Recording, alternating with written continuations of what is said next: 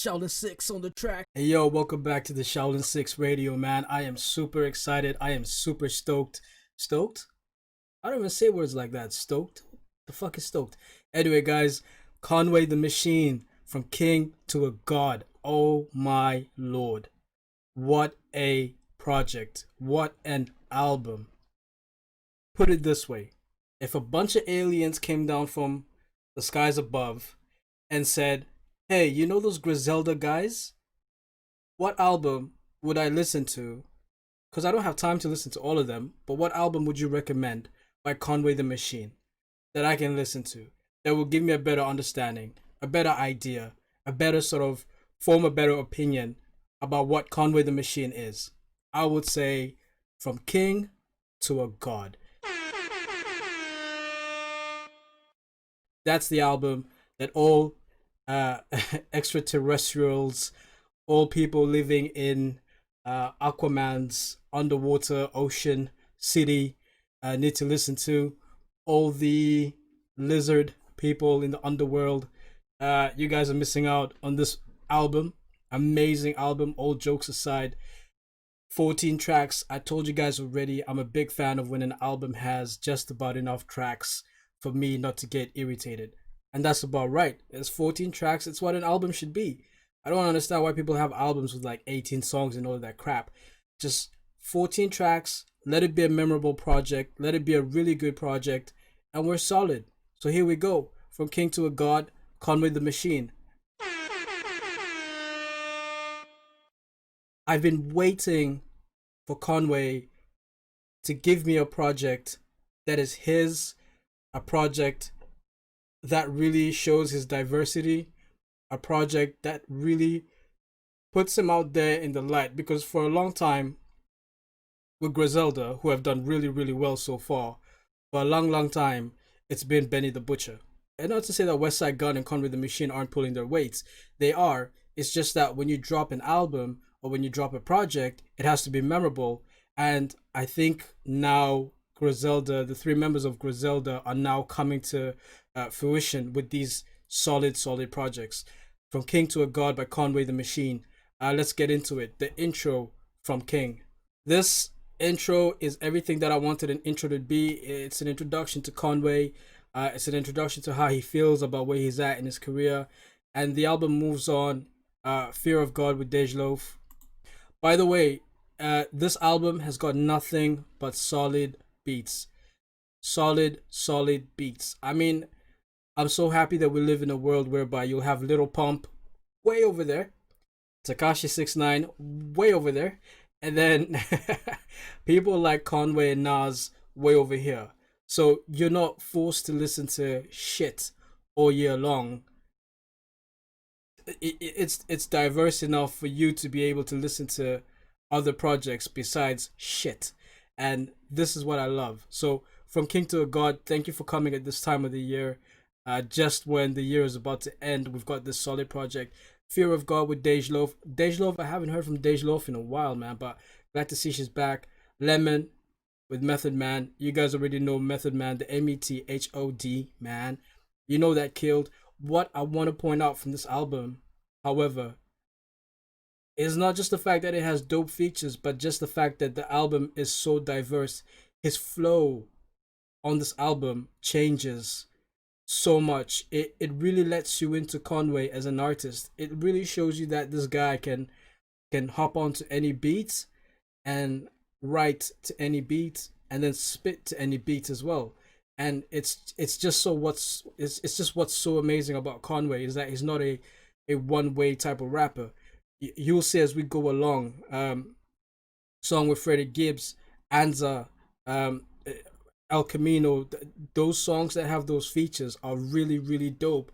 Really show a different side of Conway. Again, if you've never heard of Conway the Machine and you're like, yo, Shaolin 6, what album should I listen to? I tell you, listen From King to a God. Because From King to a God has got everything about Conway as an artist that is diverse, that is a lyrical genius, and that is just his entirety as an artist is all set here in this album. Not to say that the other projects weren't that good, just to say that this here he should be proud of because this here is his. Let's carry on. Juvenile Hell. Juvenile Hell, it won me over instantly simply because of the Lloyd Banks feature. Simply because of the Lloyd Banks feature, this here won me over instantly. Even before I heard it, I was already biased. I was like, yo, Juvenile Hell, this here is going to be fire. Just because it has Lloyd Banks on. But then when you listen to it, it sounds like the 1998, 96, early 2000s Mob Deep, MOP. It's really New York. It's really grimy, and I love it. The flow on here is insane, and this is when Conway starts to switch up his flow a little bit. Um, the Lloyd Banks feature is magic. Shouts out to Havoc. It's always good to have Havoc in some kind of work, in some kind of musical form of work. This is really dope. But I'll tell you something else that's dope about this track. Flea Lord. I have never heard of Flea Lord before, and this guy right here, Flea Lord, he sounds like an old school Fredro Starr. You know what I mean? He sounds like an old school Fredro Starr. When I heard this song, I was like, damn, did they get Fredro Starr onto this? Did Fredro? And then I heard it and I heard it and I looked at who was on the feature and I was like, Flea Lord. I was like, God damn, this is fucking heavy. This guy here, I'm gonna keep an eye out for Flea Lord because he's I love his vocals. I love how he sounds on the track. It reminds me a lot of Fredro Starr. That aggressiveness, that griminess. I love it. Let me shouts out to everyone that was on this feature. Flea Lord, Havoc, Lloyd Banks. I don't know why I'm saying shout out. It's not like they can hear me. But really dope, man. Usually when I see two or three of my artists on the track and I see a new person, to me anyway, someone that I've never heard of, I'm always a little bit skeptical. Like, can they hold their own weight? But Flea Lord killed it, man. Flea Lord killed it. This is the other thing I want to say. Albums don't have skits anymore these days. Albums don't have interludes anymore these days. Interludes and skits are so good to the album because they break the album in sections according to the vibe of the album. If you put an interlude or you put a skit, it then prepares you for what's about to come in the other parts of the album. And I think this is so dope. This is Eminem does it. I'm happy to see that Conway does it as well. So interludes, skits, always very good, just to sort of break up the tension of the album. This song here, Anza with Armani Caesar. I am I am not an Armani Caesar fan. You'll never catch me listening to Armani Caesar. I heard two of the singles that she was on way back, and I was like, this girl is trash. The problem with female rap, and I might have to do another full episode about female rap, is that you've practically rapped about everything. And that's not the problem because male rappers have rapped about everything, but you've practically rapped about everything in every single kind of manner it can be rapped about. Big ass, small waist, we've heard about that. Take a nigga from his bitch, we've heard about that. Whatever you want, make a nigga spend money on you, we've heard about that. That's the problem with female rap, is that it's not diverse. And I was watching this show on BET the other day about Rough Riders, and they were talking about how Eve, when Eve came out, Eve from Rough Riders, when she came out, she was talking about a whole bunch of different shit. And that's why Eve was so successful, because where the female rappers were very how can I put it, were very out there and very sexual and rapped about very sexual things, Eve just rapped about real life, domestic abuse and all those kind of things, heartbreak and all those kind of things. And I think that's where female rappers, they get it wrong, because every female rapper out here is trying to show that they've got a Versace bag. And it's like, yeah, but what about you? What about you as a human being? What do you have as a human being? So yeah, I'm not a fan of Armani Caesar, but this is where Conway switches his flow. If you listen to Anza, Conway's flow is so different. It's not like anything you've ever heard before, because he switches up his flow. Crazy. Moving on, the Fredo Gibbs feature. Freddie Gibbs. I said Fredo Gibbs. My bad. Freddie Gibbs.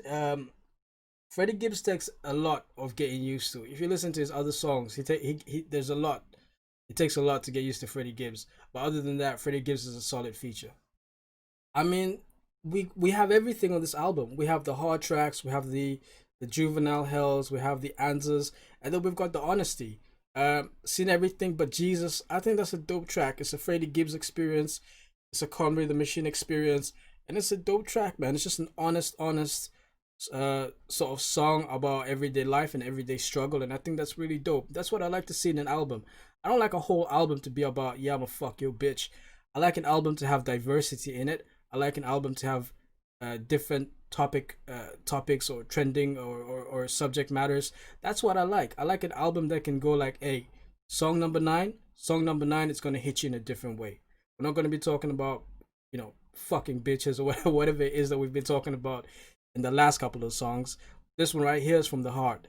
And that's when obviously Words to Shay, the second interlude or skit, comes into play. Spurs 3, you guys already know. Benny the Butcher, West Side Gun. You guys already know what that's about. Forever Dropping Tears. Forever Dropping Tears is such a dope track. Really brilliant of Conway to include everything in the album. His structure of the album is so beautiful because his content is exactly what we want to hear. It's a lot of honesty, I feel. It's a lot of honesty coming from a rapper, and it's what I want to feel. Like that's why Conway is one of my favorites, because I can listen to his music and it's going to be, to me anyways, a fan, I'm going to know that okay, Conway has this sensitive side, what we would deem as a sensitive side, and it's okay to rap about it. Whether it be somebody he knows that got killed, somebody he knows that was in danger, or he's lost somebody that he loves. Forever Dropping Tears with El Camino. El Camino, I've never heard of before. I'm gonna keep an eye out on. I'm gonna keep an eye out for him simply because of this feature here. It's so solid. It's such a good feature, man. Really solid project overall. Everyone in Buffalo should be really proud of this project. Everyone in Buffalo should be really proud of the Conway the Machine that has come out as an artist from Buffalo. Really solid project. I tend not to look at the numbers because I don't care about the numbers. If it's my favorite artist or if it's an artist that I like and an artist that I'm rooting for, I tend not to look at the numbers. I know that sometimes sales is all about numbers and stuff, but for me, I don't care what the numbers are because I've paid to listen to this album. So thank you very much for putting this album together. I hope whatever little money that I've paid to listen to this album has helped in a way. And that's all that matters to me. I don't care if it's gone platinum. I don't care if it's gone diamond. I don't care if it's gone gold. I just care about the fact that someone that I look out for, Conway the Machine, has dropped a project, and the project hasn't been a waste of my time. The project has been a solid project. I'm very pleased. I'm content. And from king to a god, I'll recommend this to anyone, man. Honestly, I'll drop this about 4 or 5 mics. Simply because the problem with dropping 5 mics is that you have to like everything has to be perfect, and I am a massive critic. I'm also a massive critic of my own work, my own mixtapes. Ghost Rider for Hire Part 1, Ghost Rider for Hire Part 2 coming out soon as lockdown is over, or as soon as I can find a nice quiet space where I can record. Then I'm dropping Ghost Rider for Hire Part 2. I've got some beats ready for that already that I made, and I'm just waiting, man. But I'm all about being a critic, whether I like the artist or I don't like the artist. But me, I have to be a critic. I have to tell you when something is shit. I have to tell you when something is right. And this album is right, man. This album is right. Shouts out to Conway the Machine, From King to God. You guys go listen to it. My favorite tracks from here are the Dejlo feature, Fear God, Juvenile Hell. That one's one of my favorites. Anza is one of my favorites. Seen Everything But Jesus is one of my favorites. Obviously, the one with Benny the Butcher and West Side Gun, Forever Dropping Tears, one of my favorites as well. So, quite a lot, man. It's a solid album. Shouts out to Conway the Machine, man. I hope this album gets him noticed even more. Because I know how hard it is when you're like the new artist and no one's paying you any attention. But they've been grinding for a minute. I just hope that this here elevates him. And I hope that everybody that he's signed to, whether it be Shady or Rock, I hope that they all push to elevate this guy's album because he's a true talent. Shouts out to Conway the Machine, From King to a God. You guys let me know what you thought of the album. Let me know if I'm wrong. Let me know what your favorite songs are. And also, I'm going to be doing a Tekashi 69 album review because I heard that. I've been listening to that for like 2 days now. And I've got a little bit to say about that album, man. But that's it for me, man. We out. Peace. The Shaolin 6 Radio. Oraton Core Records. We out. Peace.